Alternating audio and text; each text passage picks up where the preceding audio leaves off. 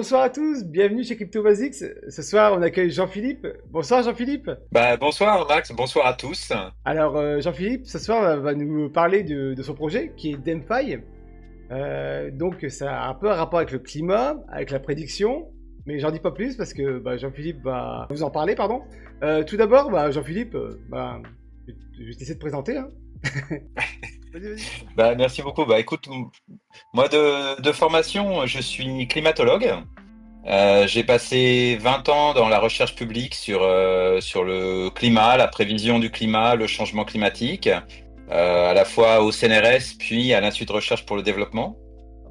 Et dans ce cadre-là, j'ai eu l'occasion de coordonner des projets de l'Union européenne sur les impacts du changement climatique. J'ai aussi participé au 5e rapport du GIEC sur tout ce qui est impact, vulnérabilité et adaptation. Et voilà, c'est sur toute cette base-là que ensuite j'ai créé une entreprise qui s'appelle EcoClimasol, Ok, qui est liée à la gestion des risques climatiques. ok. Et voilà, et ensuite vient Demeter Finance, DeMFi. Ok, et c'est quoi le GIEC? Le GIEC, c'est l'IPCC, c'est tout ce qui est les gros rapports Ah, sur les impacts du changement climatique et pour nous dire en fait qu'est-ce qui va se passer et qu'est-ce qu'il faudrait qu'on fasse d'accord, ok. pour l'éviter. Donc ça, tu soumets à... En fait, vous l'écrivez et vous le soumettez à l'Union Européenne, aux bureaucrates, hein. Alors en fait, le GIEC, c'est une sorte de synthèse de la littérature scientifique Ok, euh, pour pouvoir faire une synthèse qui puisse être facilement lisible à la d'accord. fois par les citoyens et par les décideurs politiques. Ok, Ouais, d'accord, ok. Non mais c'est intéressant parce que, voilà. voilà, pas trop à l'aise avec tout le jargon, donc je me permets des petites questions, tu vois. Bien sûr, oui, oui. Je pense que Ouais, ouais. dans tout ce qui est climat, en fait, il y a beaucoup de jargon, tout ça, comme ça, donc c'est important, je pense, de mettre les points dessus. Bien sûr. Top. Non, tu as raison, tu as raison. C'est une mauvaise habitude d'utiliser les acronymes. T'inquiète pas, moi c'est pareil. En fait, dans chaque entreprise, je pense qu'il y a aussi le petit jargon, les petites abréviations qui vont bien, donc Oui, t'inquiète, je t'en veux pas. toujours, toujours, ouais. Loin de là. Au Ouais. contraire, ça prouve ton professionnalisme, hein, on sait que t'es un vrai climatologue. Ok, du coup, tu disais climatologue, donc combien de temps alors? Écoute, moi j'ai fait ma thèse en Nouvelle-Calédonie. C'est les D'accord. photos que j'ai là. Ah, incroyable. Euh, ouais, pour travailler sur tout ce qui était lié au Pacifique tropical, hein, principalement, à la fois océanographie et puis climat. Et puis ensuite, je suis rentré, donc ça c'était dans les années 92, 93 jusqu'à 94. D'accord. Après, j'ai fait un postdoc à la NASA, Ok. toujours sur les mêmes thématiques. Prévision du phénomène El Niño, qui est un gros phénomène Ah, qui touche tout le Pacifique tropical et qui s'étend et qui a des impacts au niveau mondial. Et puis après, je suis rentré au CNRS où j'ai continué à travailler sur tout ce qui était lié au système océan-atmosphère et prévision des événements climatiques, des extrêmes et des impacts. ouais, je me souviens d'El Niño, Voilà. ouais, Et puis, ça fait les infos, hein, ça fait la une, même des journaux, tout ça. C'était un gros ouragan, il me semble, hein. C'était ouragan ou tornade ou. oui, en fait, ça provoque plein d'impacts puisque c'est un énorme déplacement. En gros, quand tu es dans le Pacifique Ouest, tu as une zone qui s'appelle la piscine d'eau chaude, Ok, qui sont des eaux qui sont entre 28 et 30 degrés. ok, Où il y a énormément de convection atmosphérique, beaucoup de pluie et tout. Et pendant El Niño, ces eaux chaudes qui sont dans l'ouest du Pacifique, elles vont jusqu'aux côtes d'Amérique du Sud. ok. Donc elles s'étalent tout le long de l'équateur et donc les zones de pluie, de nuages, tout ça se déplacent avec. Et donc ça provoque en fait des grosses précipitations sur pas mal de régions, en particulier en Amérique du Sud. D'accord. Et à l'inverse, quand c'est la phase froide, c'est plutôt le froid qui s'étend vers l'ouest, et ça provoque d'énormes sécheresses en Amérique du Sud, D'accord. Et et pas seulement. c'est un événement récurrent, ou bien ça s'est produit qu'une fois? Oui, ouais, c'est une récurrence tous Ah, c'est. les, on va dire, 2 à 7 ans en moyenne, Ok. et puis ça existe depuis des milliers d'années, hein, parce que dans les enregistrements, en fait, on peut le retrouver sur plusieurs milliers d'années. D'accord, ok. Très bien, très bien. C'est un phénomène naturel. Ouais. C'est top. Pour la culture générale, c'est top. J'ai appris quelque chose ce soir, tu vois. Ouais, ouais. Ok. Ça va faire partie des événements qu'on va intégrer dans DeMFi, je pense aussi, de pouvoir éventuellement se positionner ou parier sur quelle va être l'amplitude du phénomène El Niño. Et ben justement, c'est trop bien parce que la transition elle est faite. Est-ce que tu peux me parler de d'Enfy? Alors, ouais, bien sûr. DeMFi, c'est un peu, à titre personnel, c'est la synthèse je pense, toute ma carrière et tout ce que j'ai fait, tout ce que j'ai étudié. Ok. C'est un projet qu'on lance avec un associé argentin, avec lequel je travaille depuis déjà pas mal d'années. Et ensemble, on avait envie de construire quelque chose de novateur, un peu disruptif justement autour du thème climatique.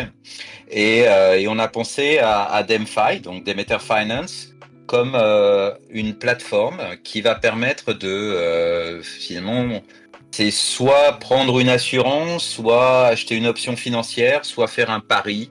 On peut le voir de toute façon de la même manière, hein, parce qu'aujourd'hui, quand on achète une assurance, c'est un pari sur l'avenir, en espérant qu'il n'y ait pas le problème, mais c'est un pari quand même. Ouais, tout à fait. Donc là, l'idée, c'est qu'on va permettre à tous nos utilisateurs de pouvoir se positionner, de pouvoir parier sur des événements climatiques et sur l'ampleur de ces événements-là.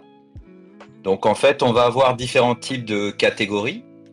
Par exemple, on peut avoir une catégorie liée au sport, dans lequel certains événements climatiques peuvent affecter le développement d'une épreuve sportive. Ok. Donc par exemple, la Formule 1, il pleut énormément, ça provoque l'usage de pneus spécifiques et ça modifie des fois les rankings Tout à fait. entre les différents participants. Donc ça a un impact et donc en fait on va pouvoir parier dessus. De l'autre côté, on peut aussi se positionner au niveau de tourisme. Donc, par exemple, on veut aller faire un voyage à Orlando, à Disney World, et on va dépenser énormément d'argent entre les billets, la famille, C'est vrai. la location, l'entrée, enfin tout.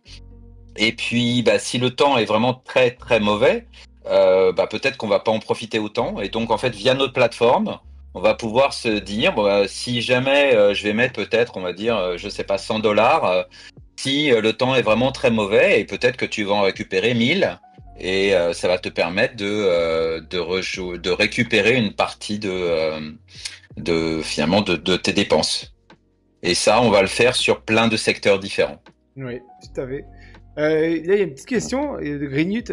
D'ailleurs, bonsoir Greenut. Ça rejoint un peu Spredict. Bonsoir. Alors, Spredict, en fait, c'est une application où tu paries, mais c'est plus sportif, tu vois. C'est un pari, c'est du pari sportif. Tandis que là, c'est Mhm. vraiment, donc DeMFi, c'est vraiment adossé au climat. On va pouvoir donner Oui, c'est quelques ça. exemples hein, Ce après. qui est, Ouais. Oui, tout à fait, parce que même quand j'utilise le mot parier, parce que c'est plus facile à comprendre, en fait, la grosse différence avec le pari sportif, c'est que les algorithmes qu'il y a dans un pari sportif, c'est des algorithmes de bookmaker, en fait. C'est en fonction de qui parie sur quoi, automatiquement, ils ajustent les gains possibles pour ne jamais perdre. Là, ici, en fait, nous, on va toujours faire reposer nos probabilités de gain sur un aspect historique, donc des statistiques historiques climatiques, et qu'on va mettre à jour continuellement en utilisant plus de 200 prévisions qu'on gère en temps réel et qui vont nous permettre d'ajuster ces probabilités continuellement. Donc, comment ça se passe? Il y a un petit logiciel derrière qui analyse un peu toutes les données climatiques. Voilà, c'est tout ce que l'on met en place nous, c'est ça, c'est qu'en fait on analyse en temps réel les 200 ou 300 prévisions que l'on a, et ça permet de moduler les gains, et plus on se rapproche de la date, plus on sait ce qui va arriver, et donc moins on peut gagner, que on dise un oui ou un non. En fait, ça va changer les gains possibles. Ah oui, c'est malin parce qu'en fait, ouais, plus tu te rapproches de la date, plus la météo, en fait, tu as un indice, on va dire, de confiance assez grand. Donc, plus mal tu vas gagner. Exactement. Donc, par Oui. exemple, si je parie aujourd'hui sur un événement qui va arriver, allez, en septembre, là, j'ai plus de chances de gagner que si je pariais en août, par exemple, ou 2 semaines avant la date. En fait, oui, oui et non. En fait, c'est un mélange parce que là, on va être sur de la probabilité historique quand on est très loin de l'événement. Et D'accord. plus on va se rapprocher de l'événement, et plus on va intégrer les prévisions. Mais ce qui se passe des fois, c'est que les prévisions, elles sont séparées. Et puis très souvent, on critique la météo, hein, c'est ce qui nous arrive de dire ah oui, mais Souvent. les modèles météo ont encore échoué et ils nous disent qu'il va pleuvoir et puis finalement il fait beau, ou à l'inverse, ils disent qu'il va faire beau et il pleut. Bon bah là, en fait, on peut voir si on est capable de battre les prévisions. En ce moment, dans le Nord-Pas-de-Calais, où ben, le climat fait fort, il y a beaucoup de perdants parce qu'il fait beau depuis un petit moment, alors que d'habitude il pleut tout le temps. Oui. Et là, en ce moment, il fait super beau, donc là, je pense que c'est à contre-courant. La cote, elle est C'est top. possible, justement.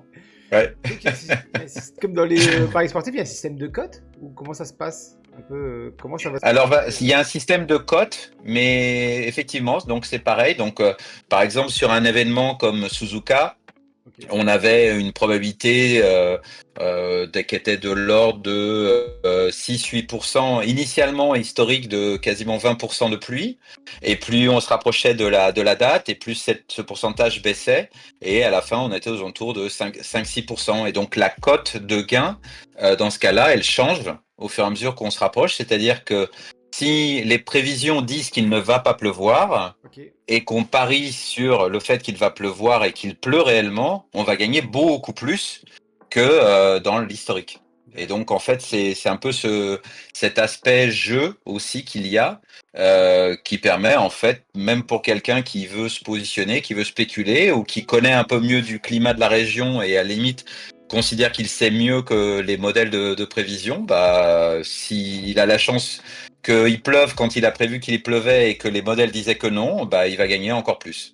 Ouais, ok. Moi, j'ai une petite astuce. Faut se fier au dicton des vieux, tu vois. Genre, à la Sainte Glace, tu vois, faut pas. Je sais plus s'il y a des dictons, genre la Oui, Sainte Glace ou la Saint-Médard. Je sais pas ceux qui connaissent, peut-être dans le chat, vous connaissez aussi. Il y a des petits dictons comme ça, c'est sur le climat. oui, Et oui, vraiment, oui, ça fonctionne tout le temps. Et ça, c'est incroyable. Je trouve que c'est incroyable. oui, oui. Euh, Oui, c'est... Donc là, voilà, si tu les connais et tu connais les dictons locaux, peut-être que tu peux lui gagner au système de prévision. Exactement. Et je suis un vieux avant l'heure, c'est pour ça. Alors, je reviens sur quelques petites questions. D'où vient l'argent des récompenses? Alors en fait, ce qui se passe, c'est que il y a deux choses. Il y a un équilibre qui se fait, même s'il n'est pas parfait, entre ceux qui vont parier sur le oui et ceux qui vont parier sur le non. Donc là, il y a un effet de compensation naturelle. En plus de ça, nous, on a une réserve, puisque tout repose sur un token qui s'appelle DMFI. On a une réserve qui représente plus de 30% des jetons et qui nous sert justement pour payer les cas extrêmes Oui. où on devrait payer beaucoup plus parce qu'il y a eu un événement qui était absolument pas prévisible et que certains de nos utilisateurs ont correctement prévu l'événement. Donc dans ce cas-là, on utilisera la réserve et à l'inverse, les gains que l'on va avoir au cours des autres événements, on les utilise pour renforcer la réserve, Ok. réduire la supply qui circule et de ce fait favoriser justement la croissance de valeur du token. Ok. Et petite question comme ça, est-ce qu'on peut, nous, en tant qu'utilisateurs, mettre un événement? C'est-à-dire, on va dire, j'initialise Alors, un événement. alors non, de manière directe aujourd'hui non. Par contre, ce que l'on prévoit, c'est de faire des votes auprès de nos holders d'Emfi, qu'ils puissent en fait voter sur différents types d'événements ou nous suggérer des événements et que à partir de là, nous, on les soumet au vote de la communauté. D'accord. Et si la communauté le veut le placer, à ce moment-là, on peut le mettre et nous, on l'étudie au niveau statistique et on le monte sur la plateforme. D'accord. Donc, il y a une question aussi qui dit, il faut donc payer pour parier sur l'événement. Ah bah oui, oui, oui. En fait, ce qu'il y a, c'est que on a une phase où il faut acheter le token Ok. d'un côté et ensuite on utilise le token en se connectant à la plateforme pour pouvoir parier. Ok. Et la plateforme, elle sera lancée aux alentours de septembre-octobre maximum, Ok. puisque là, on avance pas mal sur toute la partie techno. Donc, on est en train d'automatiser tous les processus et dès qu'on aura fini la private puis la pre-sale, on lance l'ensemble du système. D'accord. Ok. Super. Ouais, parce qu'en fait, je prends le cas où il y aurait une partie, free, on va dire free to play. Parce qu'en fait, souvent, il y a peut-être aussi des, on Mhm. peut faire des paris, on va dire. C'est ce que faisait un Spreadict. C'est pour ça que il y a peut-être les questions dans le chat aussi. Oui, bah Il y oui. a eu un code Oui, un peu similaire où là il y avait vraiment une partie to play, on va dire tout simplement. Et donc voilà, oui, d'accord. c'est pour savoir. Oui. C'est voilà pour vraiment différencier. Ok. C'est une possibilité pour l'instant dans la première version qu'on va lancer, on n'a pas prévu. On pourrait faire quelque chose de ce type-là. Ce qu'on va faire par contre, c'est que d'ici le lancement de la plateforme, on va faire des tirages au sort comme on l'a fait sur le Grand Prix de Formule 1 de Suzuka. On va essayer d'en faire un toutes les semaines, Ok. justement pour peu à peu expliquer comment va fonctionner notre système, sur quel type d'événement on peut le faire. Et puis de là, dans ce cas-là, on n'a pas à payer pour participer et si on a bon, on gagne. Ok, super. Ouais, j'ai vu, vous avez Voilà. lancé votre campagne sur les réseaux, c'est pas mal, hein. Donc le gagnant, il a gagné 1000 DMFi, c'est ça? Voilà, il a exactement, il a gagné Medium Fire là, bah, on lui a envoyé aujourd'hui, Ok, et puis on va en refaire un autre la semaine prochaine et on met plus sur l'événement le moins probable, d'accord. et puis à partir de là, bah, peut-être que s'il sort, bah, on peut gagner encore plus. Ok. Bah, soyez présents sur les réseaux parce que ça peut être intéressant, on va dire, d'avoir ces tokens, on va dire, bah, gratuitement. En avant-première, j'ai envie de dire. Oui, oui, tout à fait. C'est comme des airdrops, mais en jouant. Top. Euh, Euh, voilà, Greenit, justement, j'allais poser la question. C'est sur quelle blockchain? on est sur Base. D'accord, Base. Ouais, Super. on est sur la blockchain Base. C'est Beam Finance qui a fait tous les développements techno, justement, Ok, du smart contract et tout ça. Donc tout a été validé. d'accord. On a fait l'audit avec Geoscope dessus. Et voilà, donc là, on est actuellement, donc comme je te disais, on est dans la phase de private sale aujourd'hui, Ok, qui va se terminer 30 avril ou 1er mai au plus tard. ok. Et ensuite, on va rentrer dans une phase de pre-sale où là, le token va être vendu, mais à une valeur un peu plus élevée. Et en attendant la public sale, qui sera là, on sera sur a priori 3 exchanges Ok, qui couvrent différentes régions du monde. Et voilà, ça sera aux alentours de septembre-octobre. très bien. Bah, je me permettrai de mettre justement le lien dans le canal Discord, Oui. dans la rubrique qui va bien. Ok, top, comme ça, bah, ça peut intéresser des gens et puis faire venir des gens vers toi, vers le projet, c'est d'autant mieux. Ah bah avec plaisir, hein, avec plaisir. Aujourd'hui, on a des investisseurs qui viennent du monde entier. On en a de France, évidemment, mais d'Argentine, des États-Unis, de Suède. Il y en a aussi qui sont venus d'Israël. On en a depuis le monde entier. C'est cosmopolite un peu. C'est bien. Totalement, totalement. Ah, C'est-à-dire que mon associé est argentin, moi je suis français, et voilà, donc avec nos réseaux respectifs, c'est vrai qu'on connaît beaucoup de gens à travers le monde, et en fait, comme ils nous connaissent et qu'ils nous font confiance, bah, c'est pour ça que on arrive à avoir des investisseurs du monde entier. ok. Non, ça marche. Est-ce qu'il faut un wallet absolument pour avoir du DeFi? Parce que maintenant, en fait, en ce moment, il y a beaucoup aussi d'abstraction de wallet, tu vois. En fait, on parle beaucoup d'abstraction de wallet. Oui. Est-ce qu'il faut vraiment faut son wallet ou avec une simple pardon, adresse mail, tu peux te connecter sur. Non, il faut utiliser une wallet, puisque en fait, on peut acheter le token aujourd'hui dans le cadre de la private directement via le site de DeMFi, hein, c'est demfi.io. Ok.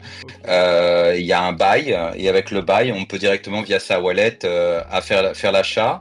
Et en fonction de la valeur d'achat, nous on donne une récompense immédiate qui est au moins de 2% de la valeur Ok. qu'on envoie en DeMFi supplémentaire et qu'on peut déjà stacker aujourd'hui avec du 5% d'APR. Ah, Donc là, en fait, voilà, en fonction de la somme, on peut monter jusqu'à 5% de récompense. d'accord. Et le token, il est à combien du coup en pre-sale actuellement? Alors en private sale, là, il est à Ah ouais, c'est ça. 0,5 centimes de D'accord. dollars. Ok.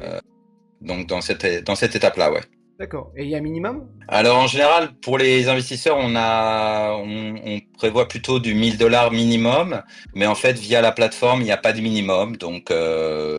voilà, donc Ah, c'est libre. C'est bien de s'ajuster Voilà. après tous les budgets parce qu'en ce moment les marchés c'est un peu dur en ce moment donc Ah oui, en ce moment, oui, c'est un peu, c'est lui qui veut mettre son c'est un peu petit n'importe quoi, oui. voilà. En fait, le mec qui aurait mis 1000 dollars il y a un mois, ça se peut là aujourd'hui il peut mettre que 100 donc c'est bien de s'ajuster à ce niveau-là Oui, aussi. oui, bah tu m'étonnes, ouais.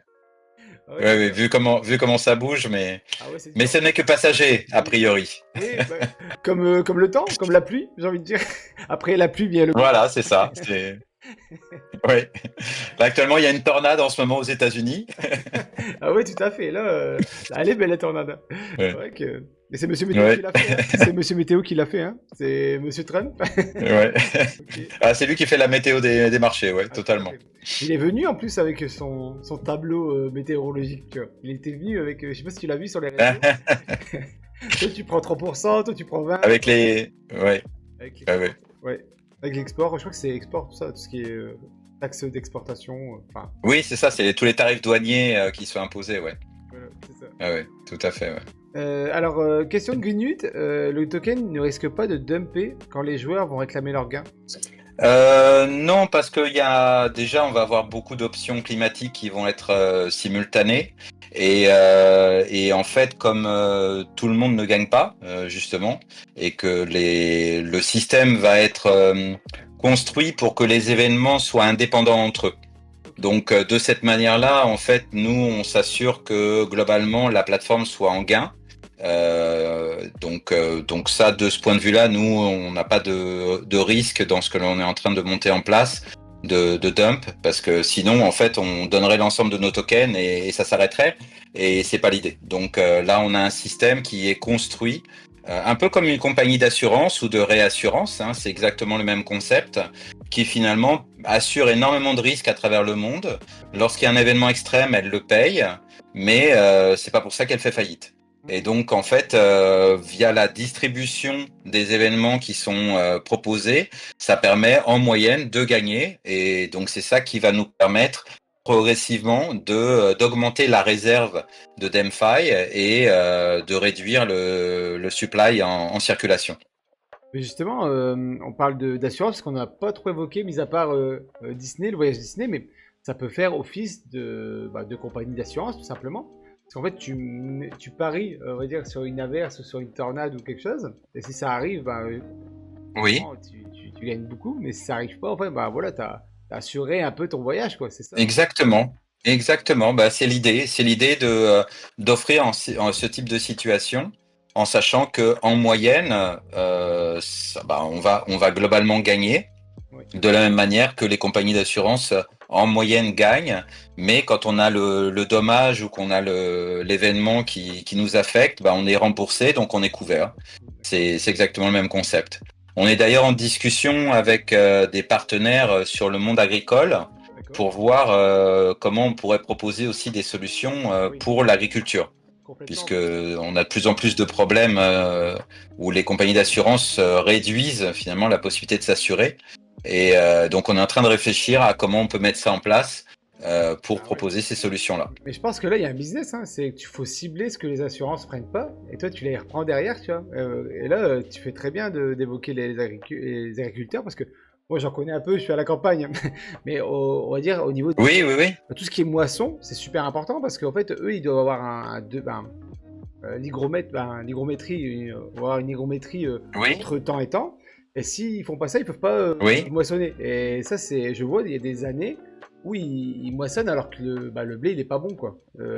Tu le vois, il est... Oui, donc après le temps de séchage est beaucoup plus long, oui. Voilà, il y a ça, Et et puis ça a un coût supplémentaire, voilà. Mais tout même, à fait. la qualité, elle est moindre aussi, donc à mon avis, quand ils vont le revendre, en Oui, fait, le tarif va baisser. Donc il y a tout ça à prendre en compte, et je pense oui, tout à fait. il y a moyen de faire quelque chose de Tout à bien. fait. Non, non, totalement. En fait, moi, via Ecoclimasol, hein, donc l'entreprise que j'ai créée en 2011, on travaille énormément avec les compagnies d'assurance agricole D'accord. et on a nous-mêmes développé des contrats d'assurance pour euh, pour l'agriculture face au risque sécheresse.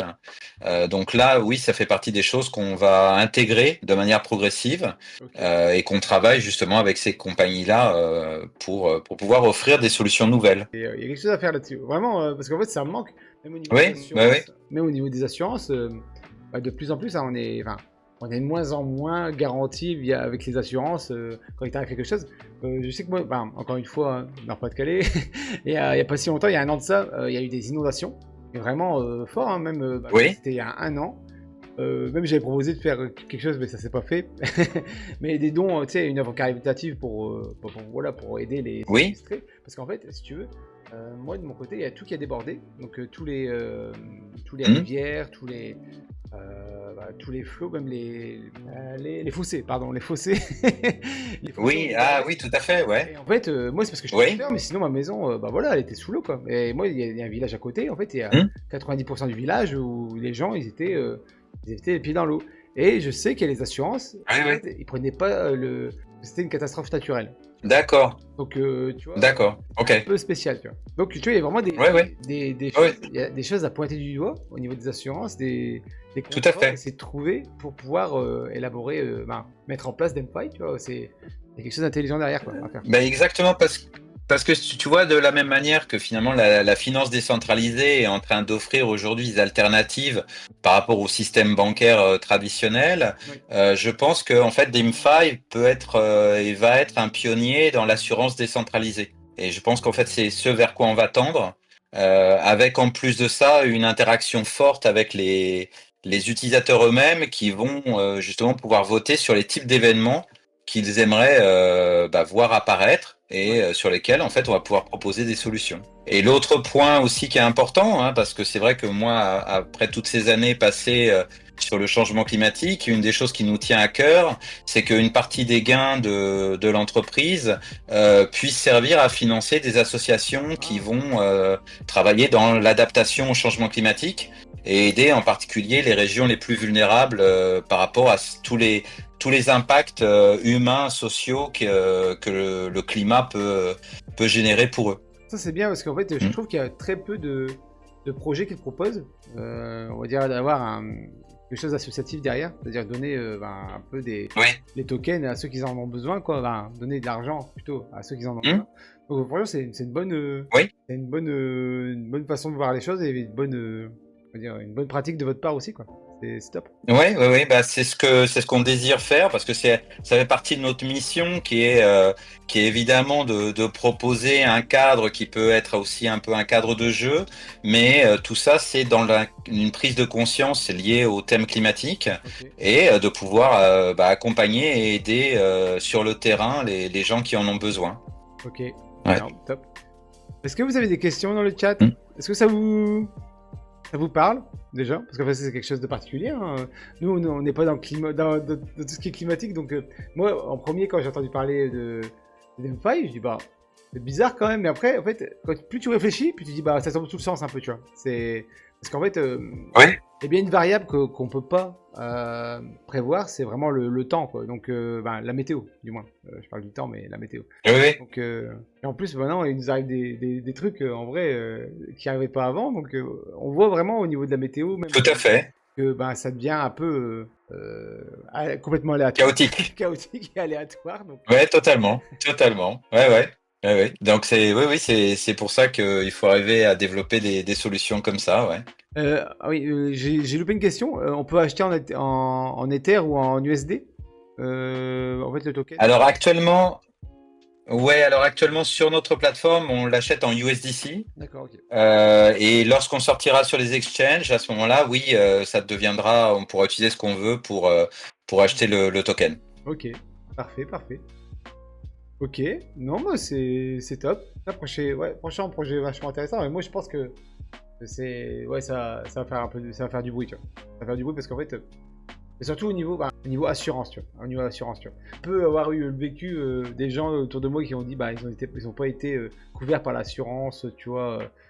Voilà, comme je disais tout à l'heure, hein, événement climatique, je disais, ouais, événement climatique, voilà. Oui, Tu vois, ça peut pallier à ça, quoi. C'est comme à la roulette du casino. oui, oui, tout à fait, ouais. Alors en fait, oui et non, c'est-à-dire qu'il y a toujours une part d'aléatoire, hein, parce que la météo, le climat, on sait qu'il y a une part d'aléatoire non négligeable, mais tout repose sur des statistiques, sur des prévisions qui sont quantifiées, Et en plus de ça, nous, ce que l'on va faire, c'est qu'on va donner la possibilité à nos utilisateurs d'accéder à une partie des données que nous, on utilise.